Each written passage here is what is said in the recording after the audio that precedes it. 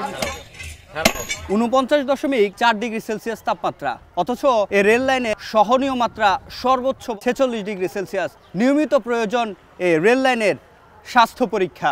তাপদাহের ফলে আসলে আমরা জনমনে একটা আতঙ্ক এবং একটা ঝুঁকি কাজ করে। যে জায়গায় বাগলিং সম্ভাবনা বেশি থাকে সেই জায়গায় আমরা চেকিং দিই। তাপমাত্রা 60-65 হয়ে যায় তাহলে আমরা মনে করি যে এটা আগুন ধরার সম্ভাবনা খুব বেশি থাকে। রেল লাইনে পাহারাদার আছে, আর চেকিং করতেছে সব সময়। গরম অনুভব করে তারা তখন রেস্ট্রিক্টেড স্পিডে যাতে চালায় সেই রেস্ট্রিকশন আমাদের দেওয়া আছে। রেলের 70% দুর্ঘটনা ঘটে লাইনচ্যুতির কারণে। এর মধ্যে তীব্র গরমে রেল লাইন বেঁকে দুর্ঘটনার সংখ্যাও বাড়ে। এক্ষেত্রে প্রযুক্তির ব্যবহার ও তাপমাত্রা কমাতে রেল লাইনে সাদা রং করার পরামর্শ বিশেষজ্ঞদের। এখন সকালে নিয়ে থাকছে বিস্তারিত।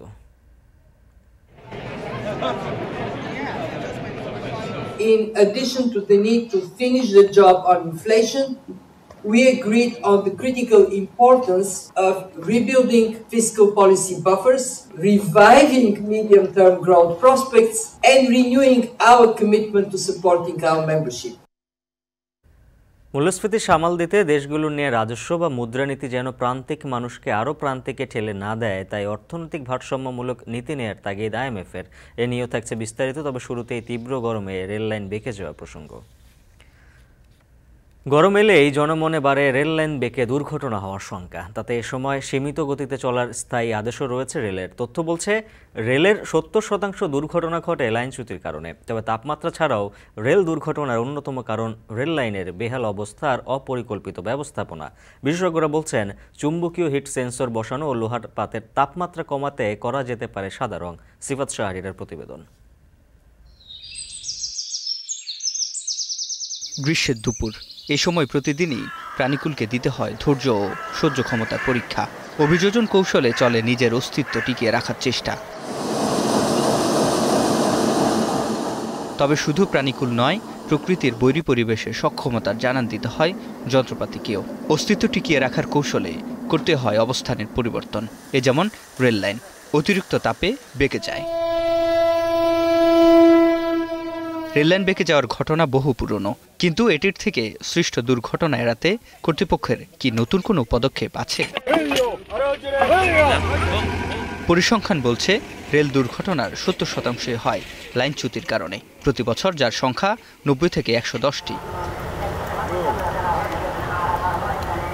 49.4 ডিগ্রি সেলসিয়াস তাপমাত্রা, অথচ এই রেল লাইনের সহনীয় মাত্রা সর্বোচ্চ বলা হচ্ছে 46 ডিগ্রি সেলসিয়াস তাপমাত্রা। শুধু এই সময়ে নয়, এই পুরো গরমের মৌসুমে এই রেল লাইন তার সহনীয় মাত্রা ছাড়িয়ে যায়। বিশেষজ্ঞরা বলছেন শুধুমাত্র তীব্র গরম কিংবা শীতে নয়, নিয়মিত প্রয়োজন এই রেল লাইনের স্বাস্থ্য পরীক্ষা এবং নিতে হবে প্রয়োজনীয় পদক্ষেপও। গরমের সাথে রেললাইন বেঁকে যেতে সাহায্য করে কর্তৃপক্ষের অবহেলা। শুধু রাজধানীর রেললাইন ধরে হাঁটলেই চোখে পড়বে এর নাজুক অবস্থার। পর্যাপ্ত নেই ক্লিপ, হুক, নাটবল্টু সহ অন্যান্য যন্ত্রাংশ। রেললাইনের লোহার পাতকে ধরে রাখে স্লিপার, আর স্লিপারের শক্ত অবস্থান নিশ্চিত করে দুই পাশের পাথর। অথচ অনেক জায়গায় দুই স্লিপারের মাঝখান দিয়ে আকাশ দেখা যায়। রেল লাইনটা যদি বাঁকা হয়ে যায় এই তাপদাহের ফলে আসলে আমরা জনমনে একটা আতঙ্ক এবং একটা ঝুঁকি কাজ করে। রেল কর্তৃপক্ষ যদি মনিটরিংয়ের ব্যবস্থাটা বাড়ায়, সাধারণ যাত্রী হিসেবে আমরা ট্রেনের যাত্রাটাকে আমরা শুভ হিসেবে দিতে পারবো। গরিপুর ভৈরব রেলপথ যেন সমতল রাস্তা, নেই পর্যাপ্ত পাথর, অকার্যকর সিগন্যালিং ব্যবস্থা। গরম ছাড়াও এই পথে 50 কিলোমিটারের বেশি গতি উঠানো সম্ভব হয় না। গ্রীষ্মে মিটার গেজ এই পথের ঝুঁকি বাড়ে আরও। আমাদের এখানে যে রেল লাইনটা, এটা অনেক পুরাতন হয়ে গেছে। এটা আধুনিক করার জন্য আমরা কর্তৃপক্ষের কাছে দৃষ্টি আকর্ষণ করতেছি। এটা অনেক পুরাতন রেল লাইন, যে কোনো সময় যে কোনো দুর্ঘটনা ঘটতে পারে। তথ্য বলছে সারা দেশে 60% রেলপথে রয়েছে ঝুঁকি। তাতে রেললাইনও এক্সেল বক্সের তাপমাত্রা মেপে কিংবা গতি কমিয়ে চলে দুর্ঘটনা এড়ানোর চেষ্টা। যে জায়গায় বাগলিং সম্ভাবনা বেশি থাকে সেই জায়গায় আমরা চেকিং দিই। 11টা থেকে 2টা পর্যন্ত তাপমাত্রা কেমনেই বিদ্যুৎ প্রাপ্ত হয়। মিটার দিয়ে তাপমাত্রা দেখি, তাপমাত্রা 60-65 হয়ে যায় তাহলে আমরা মনে করি যে এটা এক্সেল বক্স গরম হয়ে গেছে, এটা আগুন ধরার সম্ভাবনা খুব বেশি থাকে। আমাদের চেকিং করতেছে সবসময়, রেল লাইনে মানুষ পাহারাদার আছে, আর সবসময় কাজ করতেছে, দেখতেছে। রেল সচিব বলছেন স্থায়ী আদেশ দেওয়া আছে সবার জন্য, করা হচ্ছে পর্যবেক্ষণ। আমাদের একটা স্ট্যান্ডিং অর্ডার কিন্তু আমাদের লোকোমাস্টারদের দেওয়া থাকে, গরম অনুভব করে তারা তখন রেস্ট্রিক্টেড স্পিডে, আমরা হয়তো 70 থেকে 80 যেখানে চালাই সেখানে তাদের একটা রেস্ট্রিক্টেড স্পিড দিয়ে বলে দেওয়া হয়। বিশেষ করে আমাদের পুরাতন লাইন যেগুলো আছে সেখানে তারা রেস্ট্রিক্টেড স্পিডে যাতে চালায় সেই রেস্ট্রিকশন আমাদের দেওয়া আছে। তবে বিশেষজ্ঞরা বলছেন মনিটরিং সিস্টেমকে করতে হবে আধুনিক। চুম্বকীয় হিট সেন্সর বসানোর পাশাপাশি লোহার পাতের তাপমাত্রা কমাতে করা যেতে পারে সাদা রং। আমরা কিছুটা যদি রেলের উপর সাদা রং করে দিতে পারি, রেলের ভিতরে তাপমাত্রা কিন্তু 5 থেকে 10 ডিগ্রি কমে যাবে। রেলের গায়ে এখানে আমরা ম্যাগনেটিক কিছু হিট সেন্সর বসানোর সুযোগ আছে। ছোট্ট একটা সেন্সর, স্বল্প ব্যয়ে পাওয়া যায়। সেন্সরগুলি আসলে দূর নিয়ন্ত্রিত। আপনি ঘরে বসে মোবাইল ফোনে দেখতে পারবেন যে এই মুহূর্তে আমার রেলের ভিতরের তাপমাত্রা কত। এছাড়া পুরাতন রেললাইন প্রতিস্থাপন আর সময় উপযোগী বিনিয়োগের পরামর্শ রেল বিশেষজ্ঞদের। সিফাত শাহরিয়ার, এখন, ঢাকা। মূল্যস্ফীতি সামাল দিতে দেশগুলো নিয়ে রাজস্ব বা মুদ্রানীতি যেন প্রান্তিক মানুষকে আরও প্রান্তিকে ঠেলে না দেয়, তাই অর্থনৈতিক ভারসাম্যমূলক নীতি নিতে হবে দেশগুলোকে। এছাড়া অর্থনৈতিক উন্নয়ন ছাড়াও বৈষম্য ও দারিদ্রতা নিরসনে আইএমএফ ও বিশ্ব ব্যাংকের সহায়তা থাকবে বলে দেশগুলোর প্রতি বার্তা আইএমএফের প্রধানের।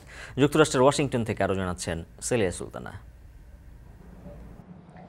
আইএমএফ এবং বিশ্ব ব্যাংকের পঞ্চম দিনের বসন্তকালীন আলোচনায় সবচেয়ে বেশি গুরুত্বপূর্ণ অংশ হয়েছিল উচ্চ পর্যায়ের একটি বৈঠক। সেখানে উপস্থিত ছিলেন আইএমএফ এবং বিশ্ব ব্যাংকের প্রধান এবং উপস্থিত ছিলেন সদস্যভুক্ত দেশগুলোর মিনিস্টার্স এবং গভর্নর্সরা।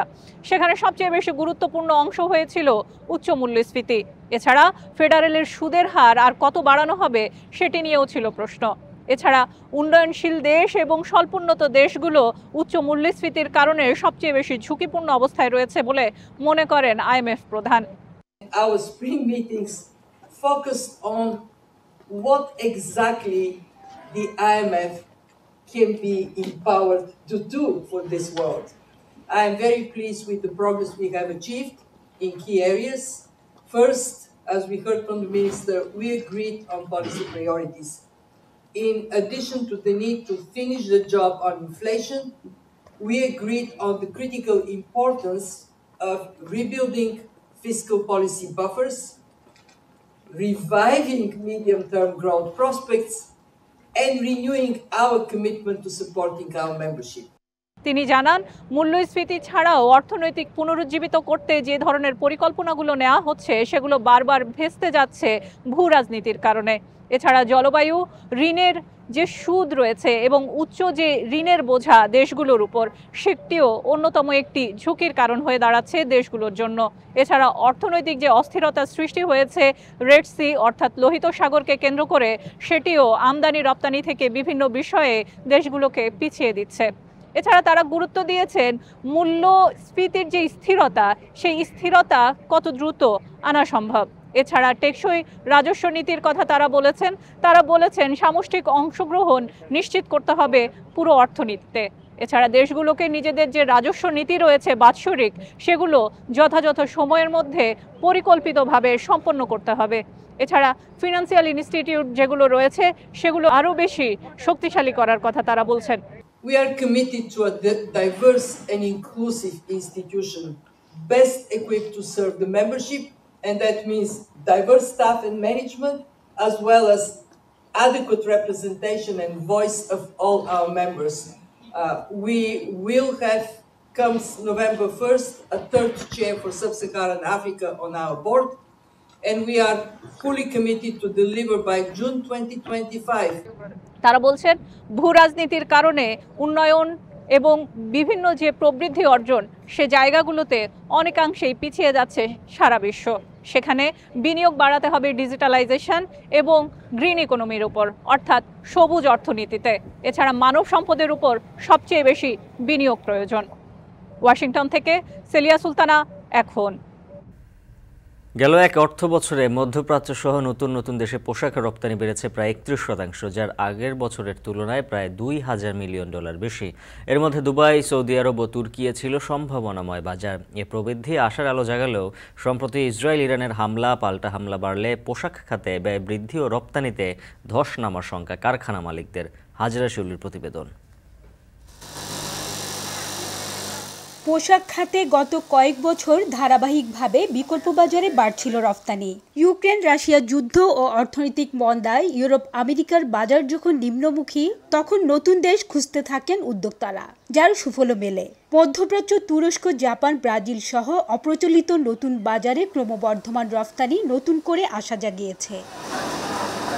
বিজিএমইএ এর পরিসংখ্যান বলছে 2021-22 অর্থ বছরে বিকল্প বাজারে পোশাক রফতানি হয়েছে 6,374 মিলিয়ন মার্কিন ডলার, আর 2022-23 অর্থ বছরে যা প্রায় 31% বেড়ে দাঁড়ায় 8,374 মিলিয়ন মার্কিন ডলারে।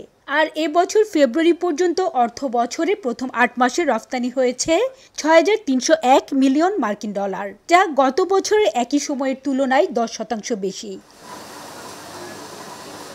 তবে মধ্যপ্রাচ্যের উত্তেজনা দুশ্চিন্তায় ফেলেছে রফতানিকারকদের। ব্যবসায়ীরা বলছেন, মধ্যপ্রাচ্যে যুদ্ধ ছড়ালে শুধু পণ্য পরিবহনের সংকটই নয়, গ্যাস সহ জ্বালানি তেলের দাম বাড়লে বাড়বে উৎপাদন ব্যয়ও। সার্বিক প্রেক্ষাপটে হাতে থাকা অর্ডার ফসকে যেতে পারে বলেও শঙ্কা তাদের। তৈরি পোশাকের যে একটা মন্দা চলছিল, সেটা কাটিয়ে ওঠার একটা সম্ভাবনা দেখা দিয়েছিল। আমরা বেশ কিছু কোয়ারি পাচ্ছিলাম, আমরা মনে হচ্ছিল যেন আগামী এক সিজনে আমরা ভালো অর্ডার পাবো। এই সমস্ত কারণে কিন্তু সেখানে একটা সংকট সৃষ্টি হতে পারে, এবং আমরা আশঙ্কা করছি যেই অর্ডারের ফ্লোটা বেড়েছিল সেটা আমাদের ব্যাঘাত ঘটবে। রফতানিকারকরা বলছেন, প্রচলিত বাজারে ক্রয়াদেশ ওঠানামা করছে। এই সময়ে নতুন বাজার টিকে থাকার লড়াইকে সহজ করছে। এর মধ্যে মধ্যপ্রাচ্যের দেশ সংযুক্ত আরব আমিরাত ও সৌদি আরবে রফতানি বাড়ে যথাক্রমে 35 ও 49%। এই দুটি দেশে গত 8 মাসে রফতানি হয়েছে 477 মিলিয়ন ডলারের পোশাক। ইরান ইসরায়েল সংঘাত মধ্যপ্রাচ্যের সম্ভাবনাময় বাজার সহ অন্যান্য দেশও তৈরি পোশাক রফতানিকে বাধাগ্রস্ত করতে পারে বলে শঙ্কা বিজিএমইএর। এর কারণে আমাদের কোনো অর্ডার কমে যায় কিনা, একদিকে হচ্ছে প্রাইস যেটা পাচ্ছি এটা সাস্টেইন করার মতন প্রাইস পাচ্ছি না, তবুও আমরা চেষ্টা করছি ওয়ার্কারদের, শ্রমিক কর্মচারী কর্মকর্তাদের বেতনগুলি যেন দিতে পারি, ইউটিলিটি বিলটা যেন দিতে পারি, ব্যাংকের দেনা যেটা আছে সেটার জন্য আমরা কোনো রকমে চালিয়ে রাখতে পারি। পোশাক রফতানিকারকরা বলছেন, সরকারি সহায়তায় গত 3 বছর ধরে নতুন নতুন দেশে টানা পোশাক রফতানি বাড়লেও এখনও কাস্টমসের শুল্কায়ন জটিলতায় বিপাকে পড়তে হয় উদ্যোক্তাদের। আমরা টিকে আছি আমাদের মধ্যপ্রাচ্যের এবং আমাদের নতুন মার্কেটগুলো যেগুলো সৃষ্টি হয়েছে, সেখানে কিন্তু আমাদের গ্রোথটা অনেক ভালো হচ্ছে। প্রায় আমাদের 8% প্লাসে আমাদের গ্রোথটা আছে, এবং এটা যদি আমরা আরও বাড়াতে পারি, এটা যেভাবে সক্ষমতাটা আসতেছে, এটা যদি আরও একটু ভালোভাবে লজিস্টিক গভর্নমেন্টের সাপোর্টগুলো যদি আমরা ঠিকমতো পাই, তাহলে আশা করি আমাদের মোটামুটি ইউরোপ আমেরিকার ওই শর্টেজ কাভারেজটা আমরা এখান থেকে আমরা দিতে পারবো। 2022-23 অর্থ বছরে বাংলাদেশ প্রায় 47 বিলিয়ন ডলারের তৈরি পোশাক রফতানি করেছিল। এর মধ্যে নতুন বাজারে রফতানি হয় 8 বিলিয়ন ডলারের বেশি পোশাক। হাজেরা শিউলি, এখন চট্টগ্রাম। এবার অনেকে ডেঙ্গুর লক্ষণ নিয়ে হাসপাতালে ভর্তি হলেও পরীক্ষায় নেগেটিভ ফলাফল আসছে। এতে সঠিক চিকিৎসার অভাবে বাড়ছে ঝুঁকি। এ নিয়ে সতর্ক করে চিকিৎসকরা বলছেন, ফলাফল নেগেটিভ এলেও ডেঙ্গুর লক্ষণ থাকলে সে অনুযায়ী চিকিৎসা নিতে হবে। ডেঙ্গু মোকাবিলায় এখন থেকে জোর প্রস্তুতি নেওয়ার আহ্বান বিশেষজ্ঞদের। বাকিটা জানাচ্ছেন সিউল আহমেদ। গত কয়েক বছর ধরে দেশ জুড়ে দাপট দেখাচ্ছে এডিস মশাবাহিত রোগ ডেঙ্গু। এ রোগে মৃত্যু হয়েছে হাজারো মানুষের। গত বছরের শুরু থেকে আক্রান্ত রোগীর সংখ্যা ছিল ঊর্ধ্বমুখী, যা অব্যাহত ছিল বছরের শেষ দিন পর্যন্ত। চলতি বছরও আক্রান্ত ও মৃত্যুর পরিসংখ্যান উদ্বেগজনক। এখন পর্যন্ত মৌসুম শুরুর আগেই আক্রান্তের সংখ্যা ছাড়িয়েছে হাজারের বেশি। ভ্যাপসা গরম আর সাথে হঠাৎ বৃষ্টি, যা এডিস মশা প্রজননের জন্য উপযুক্ত আবহাওয়া। চিকিৎসকরা বলছেন, এবার অনেকেই ডেঙ্গুর লক্ষণ নিয়ে হাসপাতালে ভর্তি হচ্ছেন, তবে টেস্টে ফলাফল আসছে ডেঙ্গু নেগেটিভ। হালকা জ্বর, কাশি, শরীর ব্যথা, রক্তচাপের ওঠানামা, ডায়রিয়া সবই ডেঙ্গুর লক্ষণ। তাই ফলাফল নেগেটিভ এলেও চিন্তামুক্ত না হয়ে চিকিৎসা চালিয়ে যাওয়ার পরামর্শ দেন চিকিৎসকরা। অনেক জ্বর, হয়তো কারো কারো কাশি আছে, কারো লুজ মোশন আছে, গায়ে ব্যথা আছে। আমরা যখন ব্লাড টেস্ট করতে যাচ্ছি, একদিকে তাদের হয়তো ডব্লিউবিসি কাউন্টও বেড়ে যাচ্ছে, আবার প্ল্যাটিলেট ফল করে যাচ্ছে অনেক। আমরা কি জানতাম প্ল্যাটিলেট ফল করা মানেই ডেঙ্গি, কিন্তু ইনাদের আমরা সব টেস্ট করছি, 2 দফা টেস্ট করছি, 5 দিন আগে NS1 করছি, 7 দিন পরে আমরা ডেঙ্গু সেরোলজি, IgM, IgG করে দেখছি, পজিটিভ আসছে না। এটা হয়তো কোনো ভাইরাল ইলনেসেরই নতুন ধরনের তাদের প্রেজেন্টেশন হয়তো আমরা যদি পুরো প্যানেল করি, রেসপিরেটরি প্যানেল করি, তাহলে হয়তো আমরা ওটাকে দেখতে পাবো। এবছর ডেঙ্গুর ভয়াবহতা আগে যে কোনো সময়কে ছাড়িয়ে যেতে পারে বলে আশঙ্কা করছেন বিশেষজ্ঞরা। তাই এখন থেকেই পরিকল্পিতভাবে সব বিভাগকে এক হয়ে কাজ করার আহ্বান তাদের। সারা পৃথিবীকেই ওয়ার্নিং দিয়েছে, তারা ডেঙ্গু নিয়ন্ত্রণের প্রস্তুতি গ্রহণ করছে। আমাদের দেশেরও প্রস্তুতি গ্রহণ করা দরকার, কারণ গত বছর আমাদের বাংলাদেশের ইতিহাসের সবচেয়ে ভয়াবহ হয়েছিল ডেঙ্গু। এবছরও ডেঙ্গুতে আক্রান্ত হবে বাংলাদেশের অনেকগুলো জেলাতে। তাই ডেঙ্গু নিয়ন্ত্রণে এখনই স্থানীয় সরকারের যে অঙ্গ প্রতিষ্ঠানগুলো আছে, ইউনিয়ন পরিষদ, উপজেলা পরিষদ, জেলা পরিষদ, পৌরসভা এবং সিটি কর্পোরেশনগুলোকে এখনই প্রস্তুতি গ্রহণ করা দরকার। 2023 সালে 3,21,179 জন ডেঙ্গু আক্রান্ত হয়। এতে মৃত্যু হয় 1,705 জনের। সিউল আহমেদ, এখন, ঢাকা। গ্রীষ্মের তপ্ত দিনে নগরের রাস্তায় রাস্তায় এখন জারুল, সোনালু, রক্তকরবীর সৌরভ।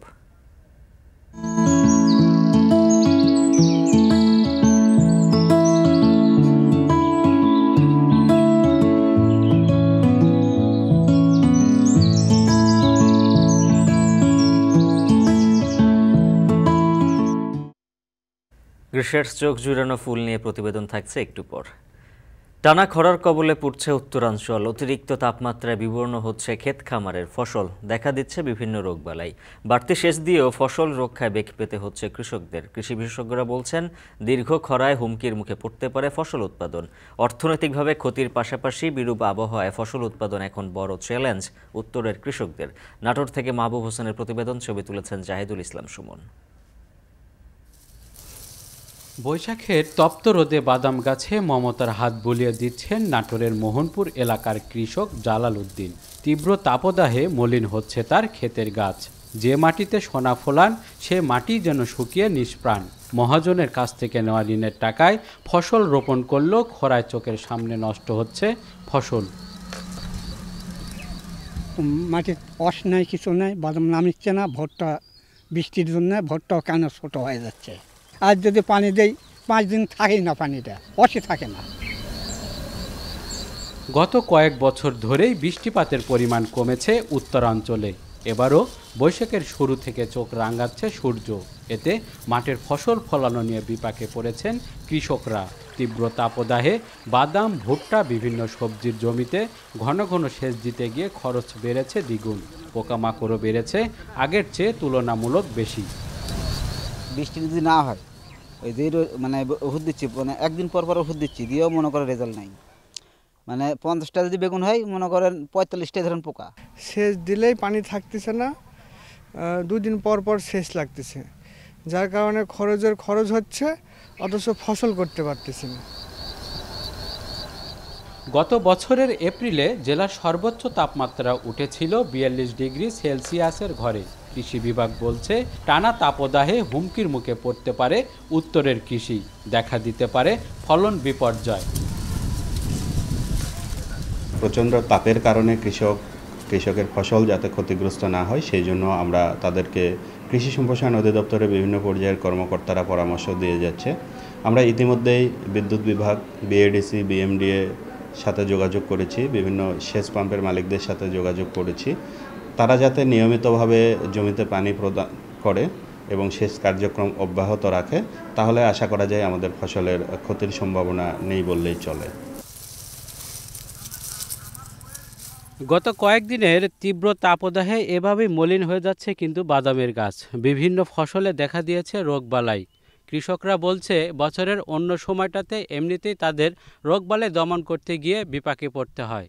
তার উপর এই বিরূপ আবহাওয়ায় এখন ফসল উৎপাদন করা তাদের জন্য বড় চ্যালেঞ্জ হয়ে দাঁড়িয়েছে। মাহবুব হোসেন, এখন, নাটোর।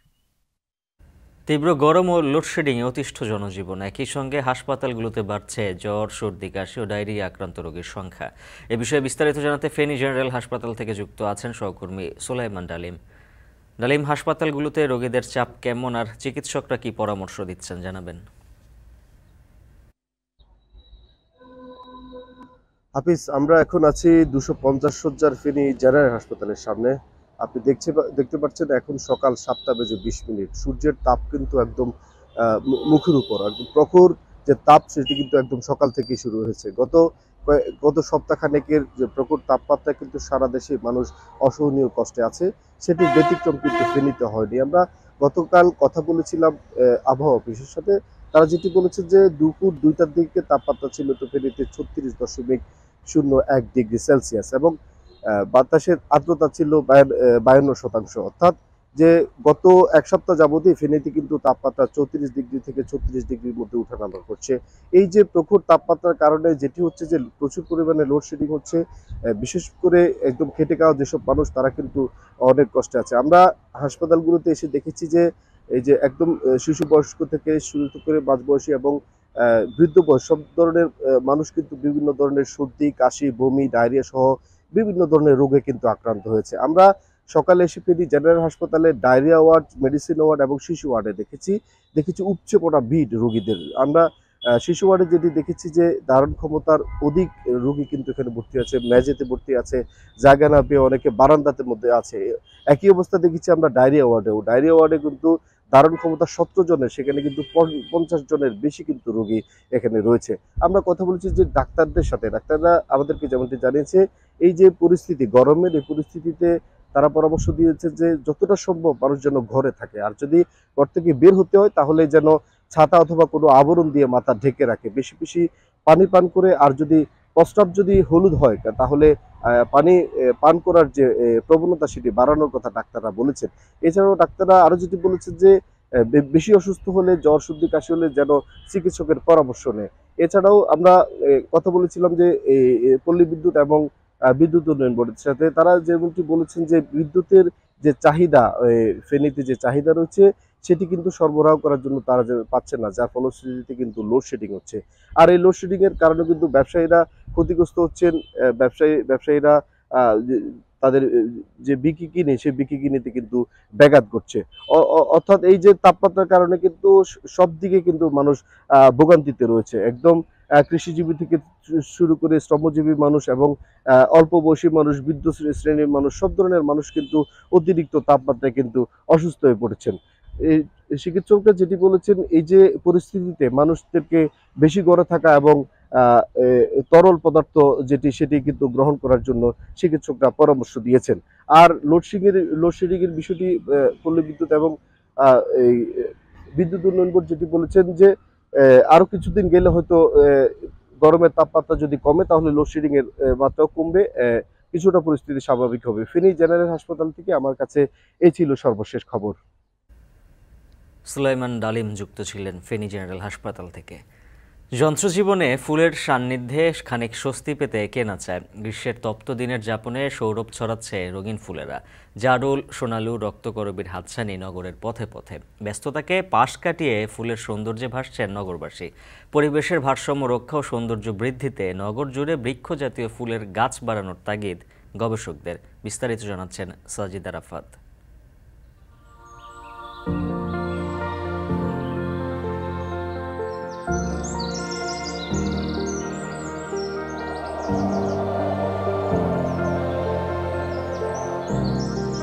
ফুলের কানে কি কথা ভ্রমরের, সে কি আর মানুষের জানা হয়? ফুলের এই ঐশ্বর্য তো মানুষের হৃদয়কেও দোলা দেয়। এই যে সবুজের মাঝে জারুলের নাচন, রক্তিম আভার কৃষ্ণচূড়া, তা দেখে দৃষ্টি ফেরাতে পারে কজন? ধুলোর শহর, যান্ত্রিক কোলাহলের শহরের আনাচে কানাচে রঙিন হয়ে আছে ফুলে ফুলে।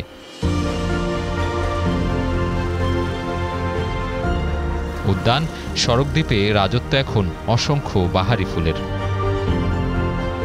কোথাও প্রেয়সীর কানের দুলের মতোই যেন দুলছে সোনালু, রাধাচূড়া, কনকচূড়ার ছায়াপথ কিংবা জারুলের থোকা। পথে যেতে যেতে চোখ জুড়ায় নগরবাসীর। ঢাকা শহর তো খোলামেলা জায়গা তেমনটা নাই বলতে গেলেই, তো এই জায়গাটা আসলে আপনি দেখবেন প্রতিনিয়ত এখানে লোকজন আসে ঘোরার জন্য। আর ফুলগুলা তো অসাধারণ, খুবই ভালো লাগে। আর এই যে ফুলগুলা যখন ফুটে না এত ভালো লাগে, আর বিশেষ করে বৃষ্টি হলে তো আরো বেশি ভালো লাগে। ফুল গাছ তো অবশ্যই, ফুল তো দেখতে অনেক সুন্দর, ফুল তো অবশ্যই ভালো লাগে। ফুলের যে গ্রান যে গ্রান, এই গ্রান দিয়ে আমরা অনেক মুক্ত হয়ে যাই। আমি বিশেষভাবে অনেক ফুলকে অনেক ভালোবাসি। এই যে লাল লাল গাছ ফুল দেখা যাচ্ছে, ভালোই লাগতেছে। যত বেশি ফুটবে তত আর ভালো লাগবে। অনেক জায়গায় দেখছি এরকম থোকায় থোকায় হয়।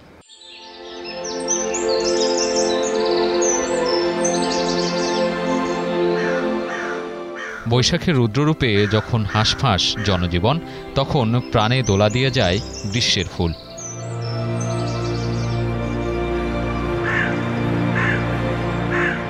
নগরের নানা পথে ফুটে থাকা ফুলের দিকে বারেক ফিরে চাইছে পথিক। শহর হাসছে নানা রঙের ফুলে। কংক্রিটের বুকে ফুটে থাকা একগুচ্ছ ফুল যেন সতেজ প্রাণীরই প্রতিচ্ছবি। কাঠফাটা রোদে কৃষ্ণচূড়া কিংবা জারুলের হাতছানি পথিকের ক্লান্তি দূর করে দিতে পারে এক নিমিষেই। রাস্তার পাশে গাছ, এই পথচারীদের বসার মতো যে জায়গাগুলো, এগুলো বসতে অনেক ভালো লাগে, ক্লান্তি দূর হয়। বিকেলবেলা আসলে এই জায়গাটা অনেক স্বস্তি পাওয়া যায়। আর আবার এখানে দেখা যেতেছে ফুল গাছ আছে। কৃষ্ণচূড়া বা যে কোনো ফুলেই আসলে আপনার জন্য সবার জন্যই ভালো, আর গাছ থাকলে তো আরও ভালো। হাতিঝিলে যেমন গন্ধরাজ ফুলটা আছে, ওই পাশে মহানগরের ওই পাশে আছে। আর এখন এইদিকে তো এটা কামরাঙ্গা, বিভিন্ন ফলেরই ফুল বেশি। কৃষ্ণচূড়া আছে, ওই পাশে বাগান বিলাস দেখলাম আছে, ফুল আছে অনেক, হাতিঝিলে ফুল মোটামুটি আছে।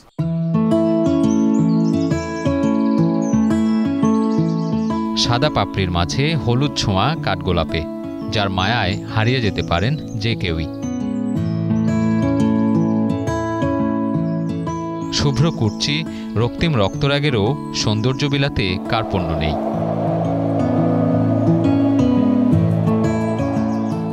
স্নিগ্ধ ফুলের গায়ে মিষ্টি রোদের খেলা আর বাতাসের নৃত্য যেন দোল দিয়ে যায় সব প্রাণে।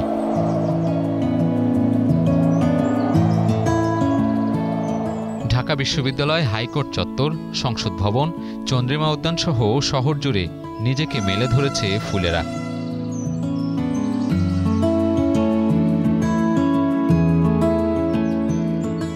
নাগরিক ব্যস্ততাকে পাশ কাটিয়ে রঙিন ফুল স্বস্তি ফেরাবে জনজীবনে। সবচেয়ে ইম্পর্টেন্ট যে জিনিসটা সেটা হলো বাংলাদেশে কিন্তু কৃষ্ণচূড়া পৃথিবী বিখ্যাত। এত সুন্দর ফুল, জাপান যেমন সাকুরা নিয়ে তারা প্রাউড ফিল করে, তখন তেমনইভাবে আমরা কিন্তু কৃষ্ণচূড়া নিয়ে আমরা প্রাউড ফিল করতে পারি। সোনালু আছে, হিজল, তমাল আছে। এয়ারপোর্টের রোডে যান, এখনও রাস্তার পাড়ে ছোটো গাছ আছে। সেই সব জায়গায় যদি প্ল্যান করে আমরা কৃষ্ণচূড়া, জারুল, সোনালু, এইসব বড় বড় গাছগুলো যেগুলো ছায়া দিবে, সেই সব গাছ যদি আমরা প্ল্যান করে লাগাই, তাহলে সুবিধাটা হবে যারা রাস্তা দিয়ে হাঁটবে তারা কিন্তু একটা শীতল পরিবেশ পাবে।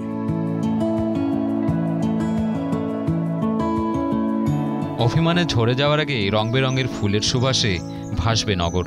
স্নিগ্ধ ফুলের সৌন্দর্যকে মুঠো ভরে রাখবে প্রকৃতি। সাজিদ আরাফাত, এখন ঢাকা। এখন সকালে নিচ্ছে একটা বিরতি, ফিরছি একটু পর।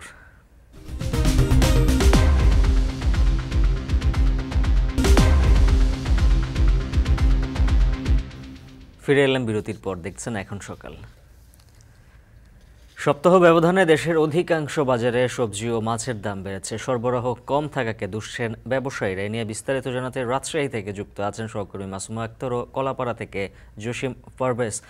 শুরুতেই রাজশাহীর চিত্র জানবো সহকর্মী মাসুমার কাছ থেকে। মাসুমা, জানাবেন হঠাৎ করে সরবরাহ কমে যাওয়ার কারণ কি, আর ব্যবসায়ীরা কি বলছেন, কোন সবজি কত দামে বিক্রি হচ্ছে?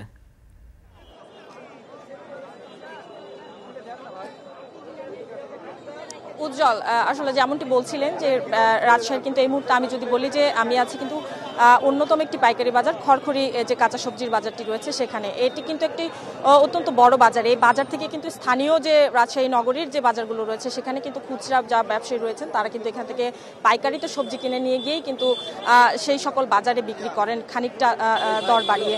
যদি বলি যে আজকে বাজার পরিস্থিতি যদি বলি, এখানকার যারা ব্যবসায়ী রয়েছেন তাদের সাথে কথা হয়েছে, সব ধরনের গ্রীষ্মকালীন সবজিরই কিন্তু কম বেশি সরবরাহ এই বাজারে রয়েছে। অর্থাৎ ভোর থেকেই দেখেছি যে যারা কৃষক রয়েছেন তারা বা সবজি চাষি রয়েছেন তারা তাদের সবজিগুলো কিন্তু তাদের জমি থেকে আশেপাশের এলাকার যে জমিগুলো রয়েছে যেখান থেকে সবজি উৎপাদিত হয় সেই জমিগুলো থেকে কিন্তু তাদের উৎপাদিত যে সবজি সেগুলো কিন্তু বাজারে তুলেছেন।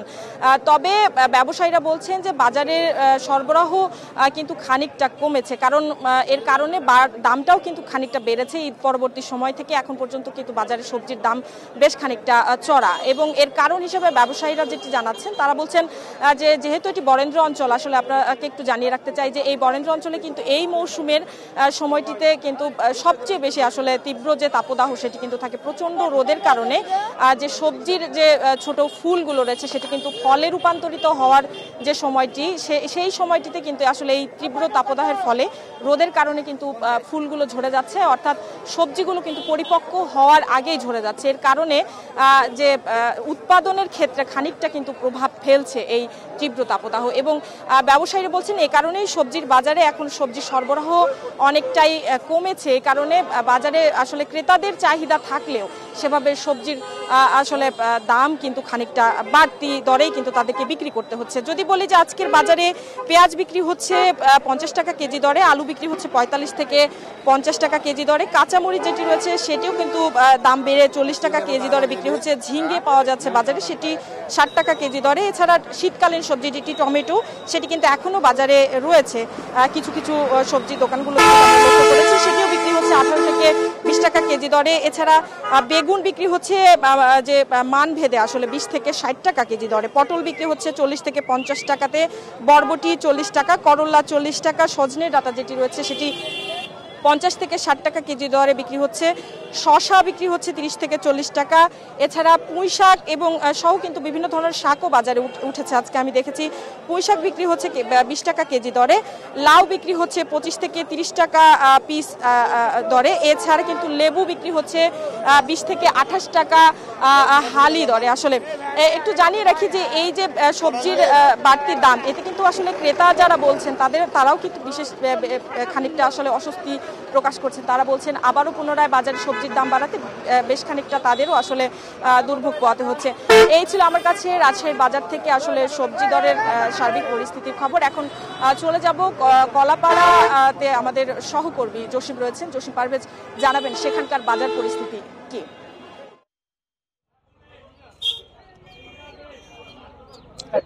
হ্যাঁ মাসুমা, আপনাকে ধন্যবাদ। আপনি যেমনটি বলেছেন যে এখানে আমি এখন দাঁড়িয়ে আছি কলাপাড়া পাইকারি মাছ বাজার। এই বাজারটি মডেল পাইকারি বাজারও বলা হয়, কারণ এখানেও স্বাস্থ্যসম্মত পরিবেশে এখানে মাছ বেচা বিক্রি হচ্ছে পাইকারিভাবে। তো আপনার মাধ্যমে জানিয়ে রাখি যে উপকূলীয় অঞ্চলের যে সকল হাট বাজার রয়েছে সে সকল হাট বাজারে যে পাইকার রয়েছেন তারা এখানে সকালেই চলে আসেন। এখানে সামুদ্রিক এবং নদ নদী এবং বিভিন্ন জলাশয়ের মাছ এখানে থেকে তারা ক্রয় করে তারা নিজ নিজ হাট বাজারে বেচা বিক্রি করছেন। তো আপনার মাধ্যমে আরও জানিয়ে রাখি যে এখন কিন্তু বঙ্গোপসাগর এবং নদ নদীতে ডালা চলছে, যেমন না পূর্ণিমা না অমাবস্যা, সে কারণে কিন্তু মাছের বিচরণটাও একটু কম, সে কারণে মাছের শিকারও কম হচ্ছে জেলেদের জালে, সে কারণে বাজারেও কিন্তু মাছের সরবরাহ কম রয়েছে, সে কারণে দামটা চড়া রয়েছে, এমনটি নিশ্চিত করেছে এখানকার ব্যবসায়ীরা। তো আপনার মাধ্যমে আরও জানিয়ে রাখি যে আজ এই বাজারে সামুদ্রিক যে ইলিশ সেটি কম হলেও এখানে প্রতি কেজি বিক্রি হচ্ছে 1000 থেকে 2000 টাকা প্রতি কেজি, এবং রুই মাছ বিক্রি হচ্ছে 300 থেকে 400 টাকা কেজি দরে, এবং কোরাল বিক্রি হচ্ছে 200 থেকে 400 টাকা পর্যন্ত, এবং পোয়া মাছ বিক্রি হচ্ছে 200 থেকে 250 টাকা কেজি দরে, এবং পাঙ্গাস নদীর এবং চাষ পাঙ্গাস সেগুলো আকার ভেদে বিক্রি হচ্ছে 180 থেকে 200 টাকা কেজি দরে, এবং তেলাপিয়া বিক্রি হচ্ছে 200 টাকা কেজি দরে, এবং কোরাল 800 থেকে 1000 টাকা পর্যন্ত বেচা বিক্রি হচ্ছে প্রতি কেজি, এবং চিংড়ি মাছ সেটি প্রকার ভেদে চিংড়ি মাছ এখানে আজ বিক্রি হয়েছে 500 টাকা থেকে 700 টাকা কেজি দরে। তো আপনাকে আরও জানিয়ে রাখি যে এখান থেকে যে পাইকারি দরে এই দামে বেচা বিক্রি হলেও কিন্তু খুচরা পর্যায়ে এর দাম আরও 100 থেকে 200 টাকা বেশি দরে বেচা বিক্রি হচ্ছে বলে এমনটি নিশ্চিত করেছে ভোক্তা এবং ব্যবসায়ীরা। তো এই ছিল আমার কাছে সবশেষ মাসুমা। আমরা এখন ফিরে যাব স্টুডিওতে। উজ্জ্বল হাফিজ। সবজি ও মাছ বাজারের খবর জানাচ্ছিলেন সহকর্মীরা। চাঁদপুর 150 মেগাওয়াট কম্বাইন্ড সাইকেল বিদ্যুৎ কেন্দ্রটি বন্ধ থাকায় ঘন ঘন লোডশেডিংয়ে অতিষ্ঠ স্থানীয়রা, পাশাপাশি ক্ষতির সম্মুখীন হচ্ছেন ব্যবসায়ীরা।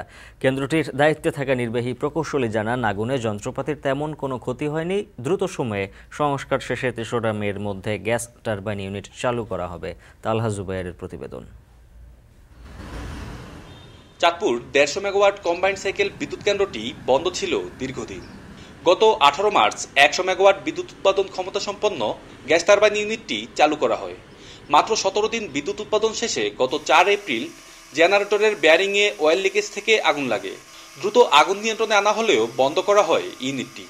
উৎপাদন কর্তৃপক্ষকে বিষয়টা জানানো হয় এবং দ্রুততম সময়ে এবং ইমার্জেন্সি শাটডাউনের ব্যবস্থা করা হয়। যখন আমাদের মেইনটেনেন্স টিম কাজ করবে, বেয়ারিংটাকে করবে, তখন তারা এটাকে ক্যালকুলেট করতে পারবে আসলে ক্ষয়ক্ষতির পরিমাণটা কি পরিমাণ। জেলায় দিনে বিদ্যুতের চাহিদা থাকে প্রায় 70 থেকে 80 মেগাওয়াট, কিন্তু বিদ্যুৎ উৎপাদন কেন্দ্রটি বন্ধ থাকায় ঘন ঘন লোডশেডিংয়ে অতিষ্ঠ স্থানীয়রা, পাশাপাশি ক্ষতির সম্মুখীন হচ্ছেন ব্যবসায়ীরা। শহরে কারেন্ট না থাকলে একে তো কাজের চাপ, কাজের সমস্যা, আর দ্বিতীয়ত বাসায় যে বাচ্চারা থাকে, যে মুরব্বীরা থাকে, ওনাদেরকে তো নিয়ে পারা যায় না। কাজ সময় মতো কাজ করতে পারি না, কাস্টমারকে দিতে পারি না। আমরা চাই বিদ্যুৎটা নিরবিচ্ছিন্ন বিদ্যুৎ থাকুক।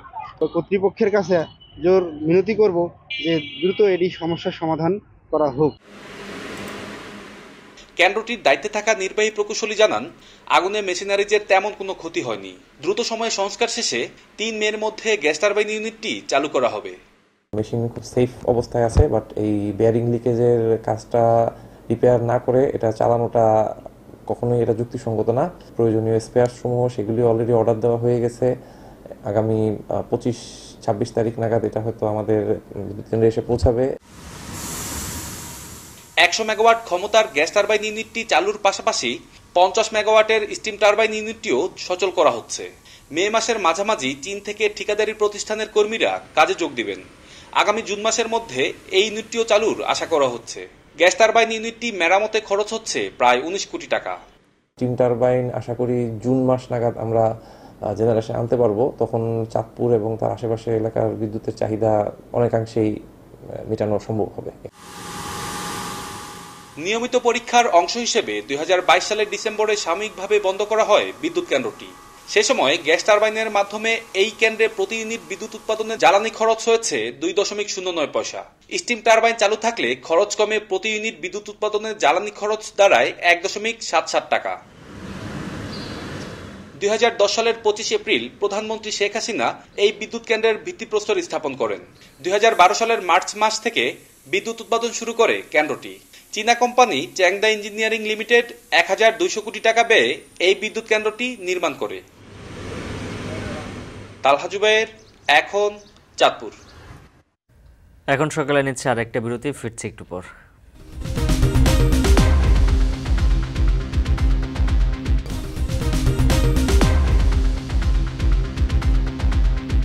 ফিরে এলাম বিরতির পর, দেখছেন এখন সকাল। 22 এপ্রিল 2 দিনের রাষ্ট্রীয় সফরে বাংলাদেশে আসছেন মধ্যপ্রাচ্যের অন্যতম ধনী দেশ কাতারের রাষ্ট্রপ্রধান ও দেশটির আমির Sheikh Tamim bin Hamad Al Thani. এ সময় দুদেশের মধ্যে জ্বালানি, জনশক্তি, ব্যবসা বাণিজ্য বৃদ্ধি ও নিরাপত্তা সহযোগিতার বিষয়ে প্রায় 10টি চুক্তি সই হবে বলে জানিয়েছেন কাতারে নিযুক্ত বাংলাদেশের রাষ্ট্রদূত। কাতার থেকে সহকর্মী আনোয়ার হোসেন মামুনের তথ্য ছবিতে থাকছে বিস্তারিত।